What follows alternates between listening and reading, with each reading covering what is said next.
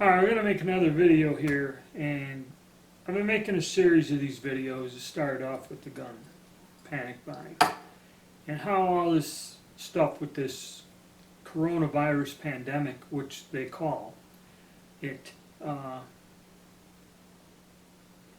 it's very confusing and it's hard to sort out things. And from the comments that I get from these videos and that, I think the whole problem is everyone's looking at this in the wrong way. What is going on, and that's why I'm going to put the title, it's World War III, the fight for global domination. Okay, it's no longer going after the U.S. or the Soviet Union or whatever, or China, okay? All that stuff is gone now. And it's looking like they're going to take over the whole world and have a world order, okay? And it's just plain and simple. Now, you're all going, well, you made this video about wearing a mask and all this other stuff. Well, it kind of starts off, we use the mask as the first part of this. Alright, most people have stated that know anything about science and all that other stuff, that wearing the mask does not really do anything. It doesn't protect you, and it does not protect you from infecting other people. Okay? It is enforced. There are places that are telling you, if you go outside, because now these restrictions are being lifted, if you go outside and go anywhere, you're to wear a mask. Okay? What this is a test to see who is compliant. Okay? Because I'll tell you a story. Once upon a time, in the 1920s and 30s in Europe, there was global economic crisis, and there was a government that gradually, little by little, had a party elected, and one of the first things they did when they got majority was eliminate all other political parties. Henceforth, not needing elections, democracy, or any of that other wasteful, time-consuming crap.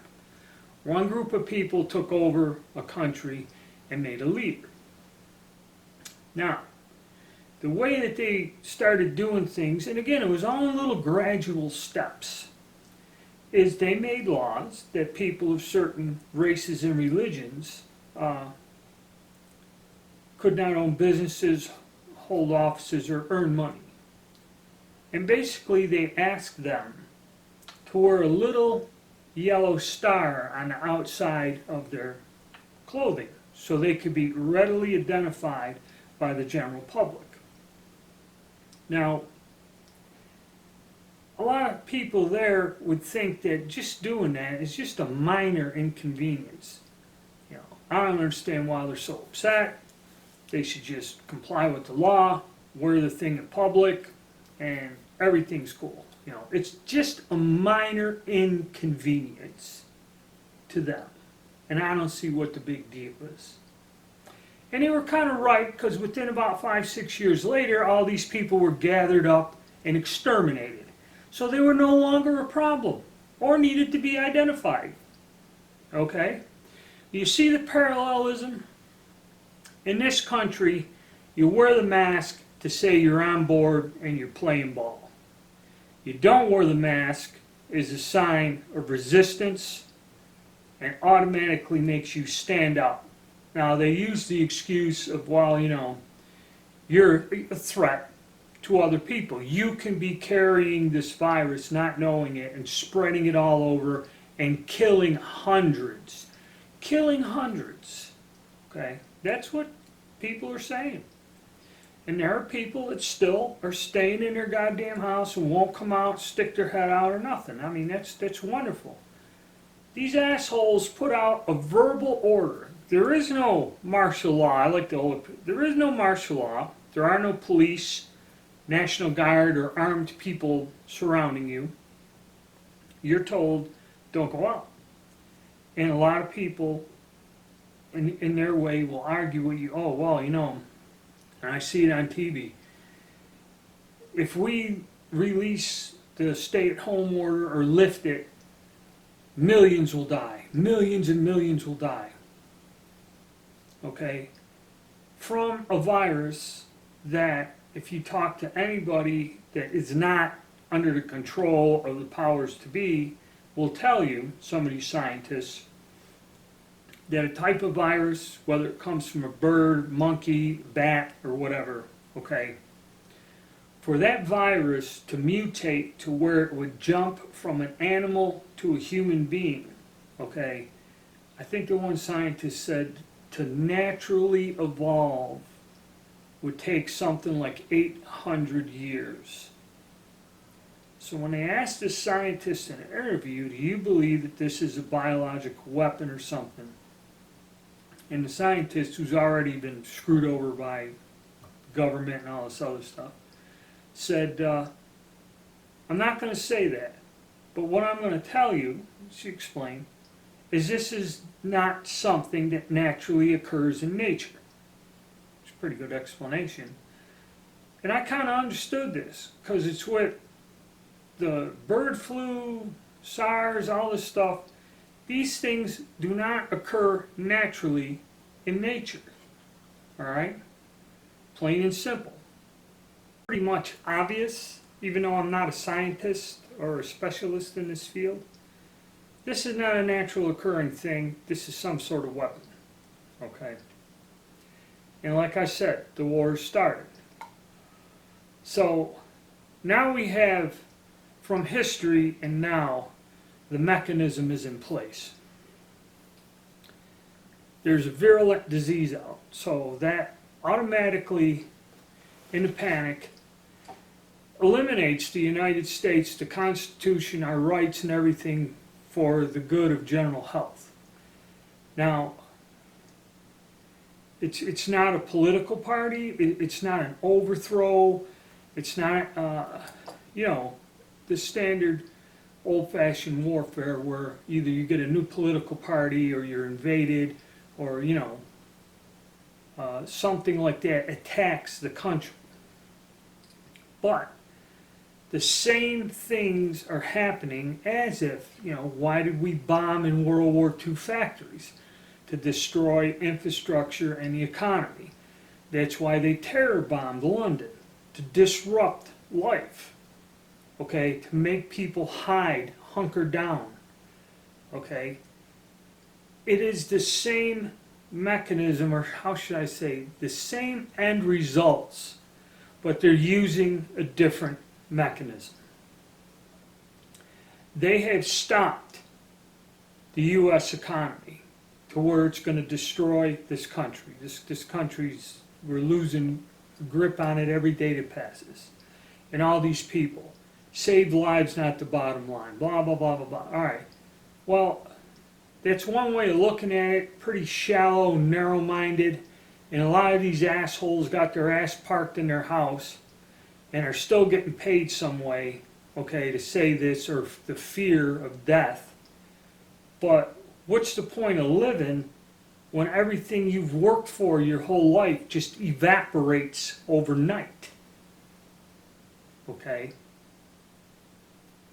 And I think they're testing people in general to see their reaction to this, to see who complies, who resists, okay, and how they're going to go about with this. Because they're already talking that even if they lift all this stuff and go back, this is all going to happen again in another 3 to 4 months. Another wave of this nonsense, okay?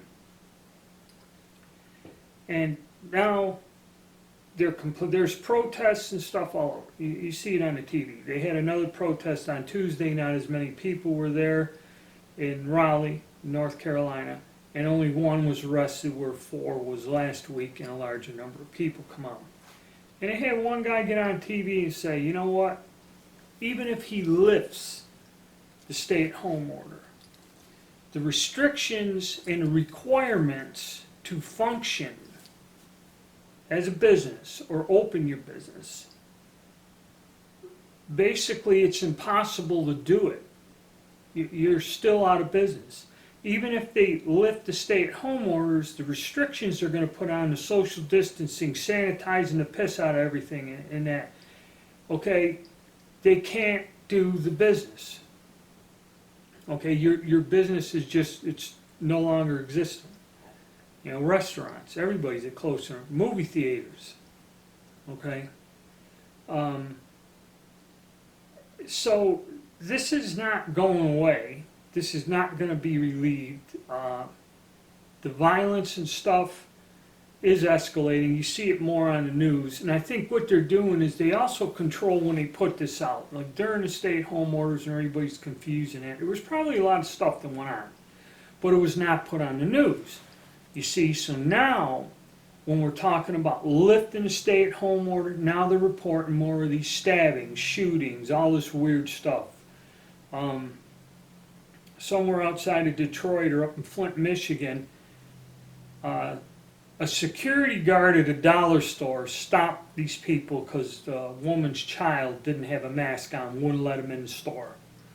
Well, they got pissed, came back. She came back with her husband and a friend, and they ended up shooting this guy in the back of the head and killing him over this not letting him in because of a mask and stuff. So you see, even though if I say something about it, but it's just getting ignorant because people have no self-control.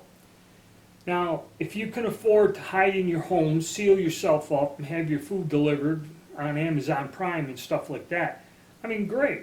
You know, I can see your point. But to say that I walk around in public or go into a public place or back to the way things used to be, and we've mentioned this, the new norm, okay, that I'm a threat to society and I'm spreading disease and I could eventually kill hundreds and hundreds of people, okay?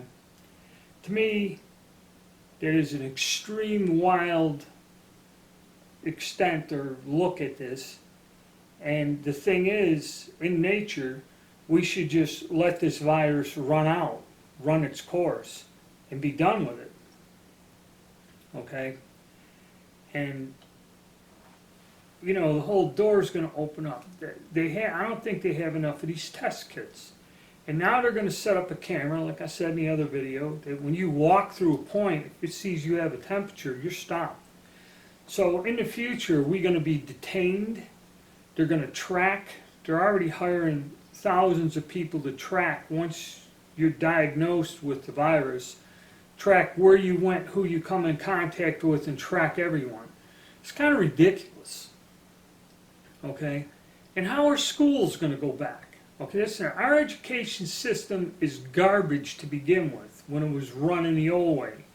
And now, they don't even have the slightest clue of how they're going to be able to separate kids, put shields between them, and then the cost of revamping everything to fit into this protocol is ungodly. Okay? It's unattainable. It is a very unrealistic way of looking at it. Okay, sanitizing the surfaces every time that's insane.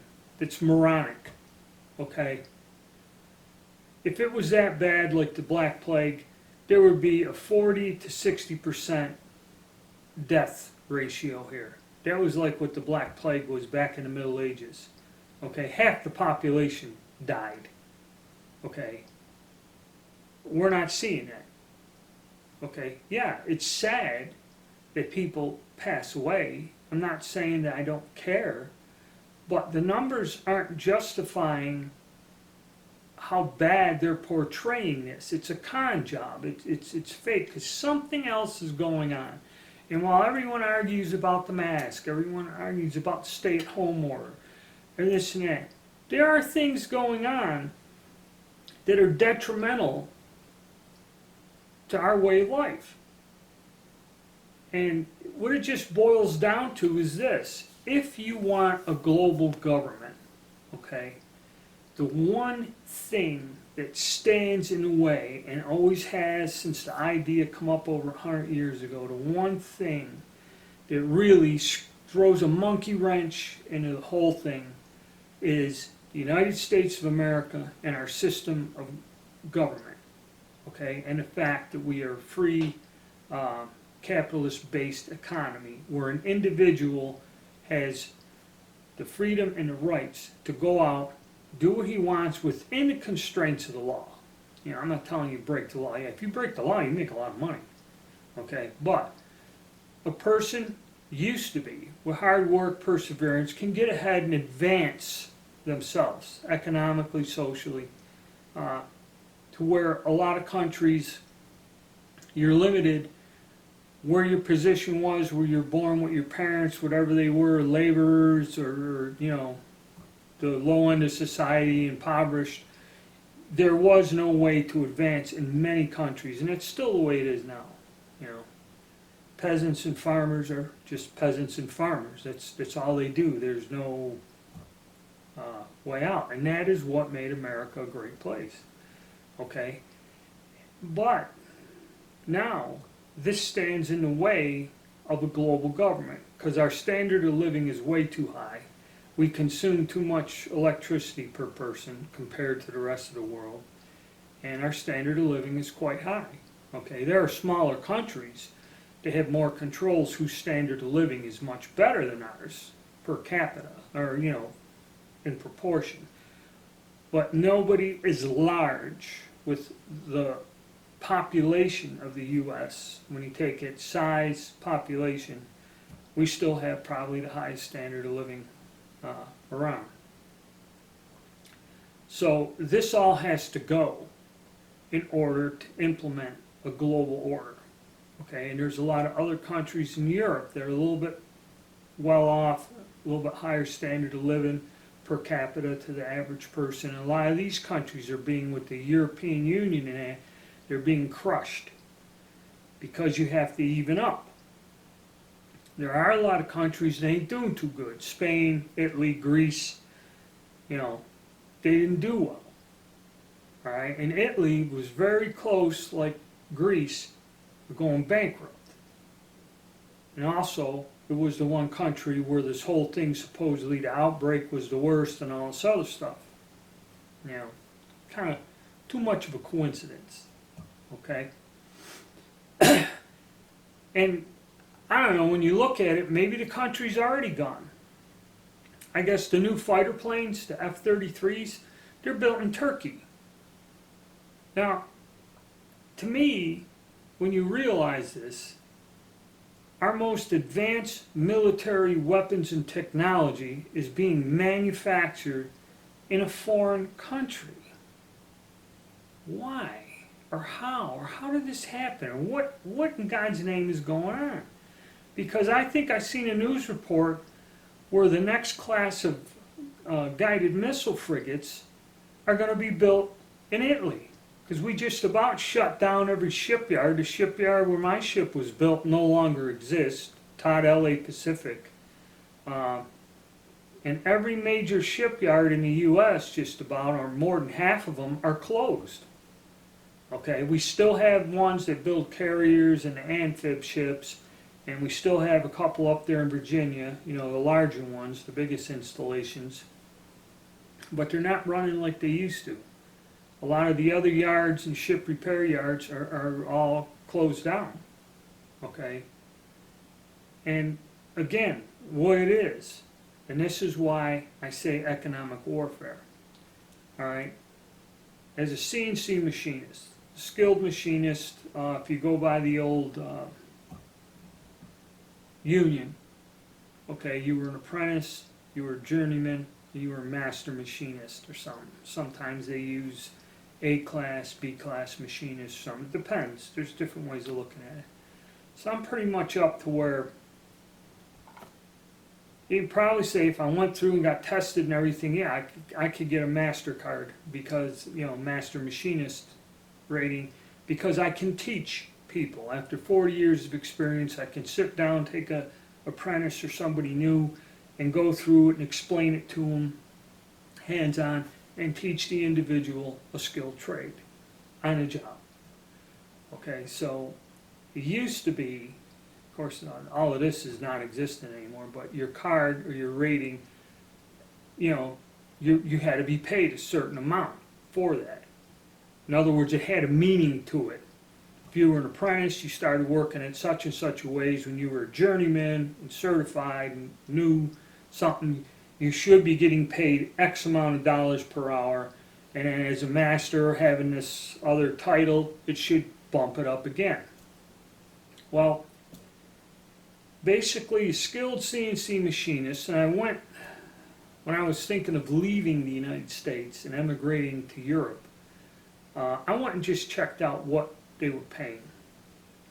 Okay, and I think United Kingdom and that, they list everything like the military. Your job description has a designation, like C-17 or something. There's a number which is a pay grade.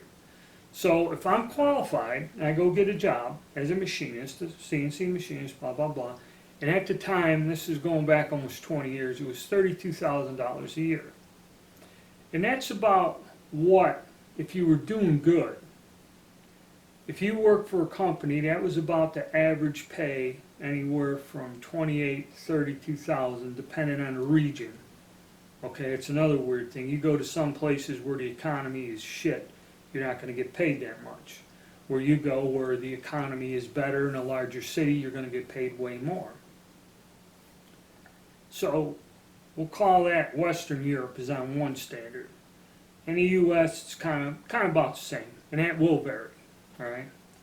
It used to be if you worked in a defense plant, okay, and you went there.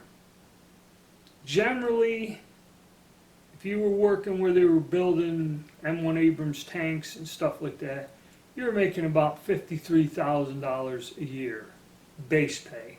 With overtime, I heard of guys making $90,000 a year. Okay, doing the same thing I do. I don't think I've ever went over in my whole career over $42,000 a year, and that's with overtime. That is not my base pay. That is working 10 to 12 hours a day, 6 damn days a week. Okay, that gives you, we're talking numbers now, that gives you an idea. What I've seen happen is they've lowered the pay. One place I was the supervisor or whatever of a shift. And all the machines are set up and running. What I'd have to do is come in there, make sure everything's going good. If anything was wrong, okay, I'm the one that adjusted it. I'm the one that reset the machine. I'm the one that made any type of critical adjustments to toolings, programming, or anything. The employees did nothing. Okay, they did nothing. They just raised their little hand and helped me. They pressed the start button, the emergency stop button, and they turned the machine off, some of them at the end of their shift. They paid these people something like $10.25 an hour. And all it was loading the parts in, and this is automotive parts. This stuff is measured in microns, okay? This isn't door hinges or nuts and bolts or stuff. This is the stuff that goes in your car, okay? Brakes, transmissions, water pump housings, okay?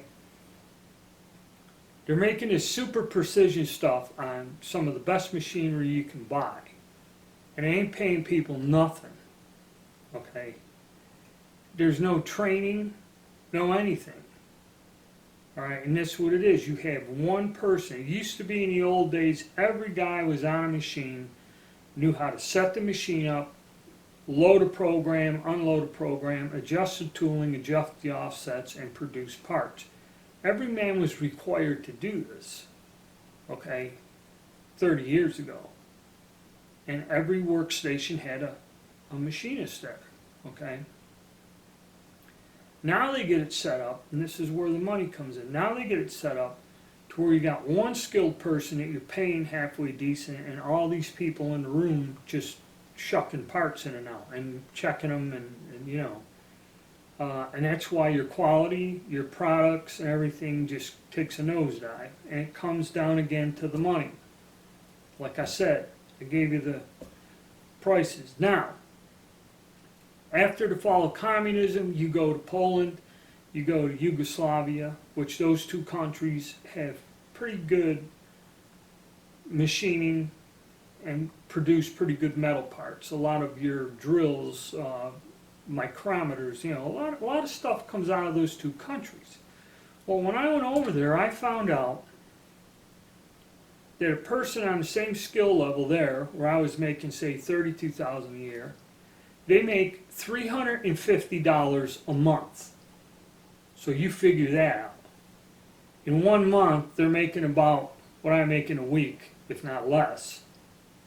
So you see the disproportionate thing. The stuff is manufactured well enough to be on par with us, but your labor costs are way, way down.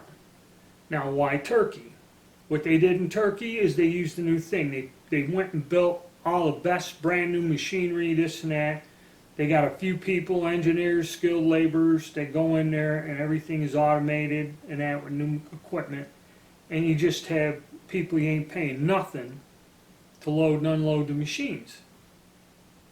So the pay grade is way less. So your labor costs are way down. And technology kind of eliminates the need for skill.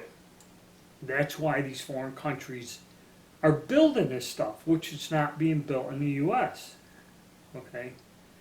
China, all right, they did a thing. The people that made the batteries for the cell phones, they got this giant factory with all these people working. They pay them $60 a month. Okay? That's all they pay them. $60 a month. All right, I'm not quite sure what minimum wage is here in the U.S., but you could figure that out. What a minimum wage job working 40 hours a week is compared to that. And then people don't get any kind of benefits. So forget this vacation, time off, all this other stuff. And see, this is where we can no longer be a capitalist society and do business when we're outsourcing everything there. Like everyone's complaining, well, the pills are made in China, the pills are made in India, the prescriptions of medications.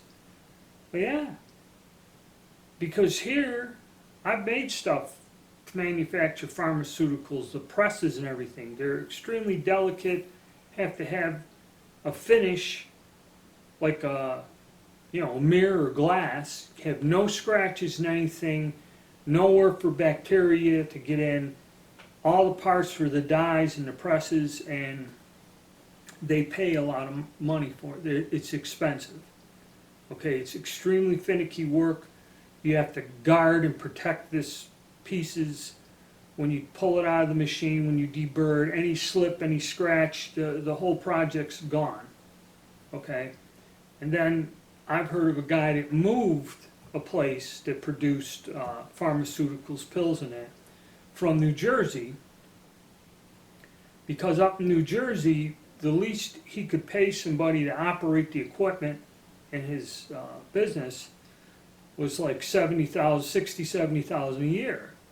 So he moved down here to North Carolina, where you could find somebody that'll work for, $24,000, $25,000 a year. Once you train them how to operate the press, it's basically a press, and you press the capsules and pills in there.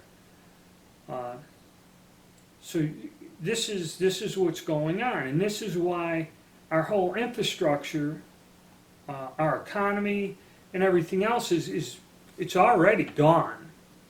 This stuff is going to crush it, to where those of you that are hanging in there and doing these jobs where you can work at home on a computer and that,